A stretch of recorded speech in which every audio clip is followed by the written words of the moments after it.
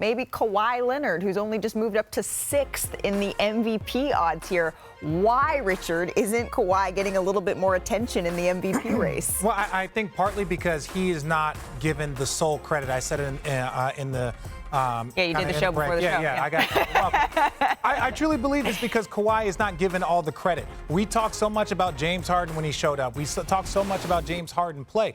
Kawhi has been outstanding. To me, first team All-NBA. He's been one of the best five players in the league, in my opinion, especially after, was it December 1st, they have the best record. Yep. So I say that to say he is been impressive, but James Harden has been the engine, the system, if you will. We remember when he was talking about that. We all remember. Yeah. So I just feel like that's why he's not getting. But if he continues playing like this, and the Clippers continue playing like this, his name is going to shoot up that list so fast. If they finish 1 or 2, his name is going to be a top. I want to go on the record saying I'm pushing it up there now. Right now, mark it February 6th. I'm pushing it up there.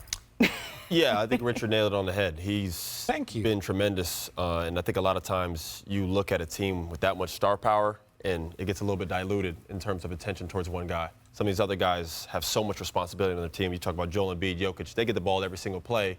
Rather, where the Clippers are playing with a guy like James Harden, they're playing with guys like Russell Westbrook, who's still coming off the bench, Paul George, obviously, even Norman Powell. They got a variety of scorers over there in that locker room. So I think sometimes the attention comes away from him. I don't know why his name's not in there, but it needs to be. He's a two-way player, especially in crunch time.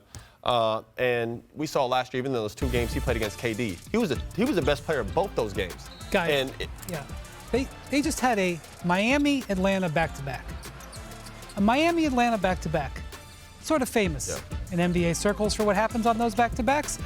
At the end of a 7-game road trip, Kawhi played 37 minutes. Paul George played over 30 minutes. Yeah. James Harden played over 30 minutes. Yeah. The Hawks had won 4 games in a row and were better rested. They went toe-to-toe with them. Kawhi scored 13 in the fourth quarter, had 37 for the game, go 6-1 on the road trip. If Kawhi this is all everyone's ever wanted from him. This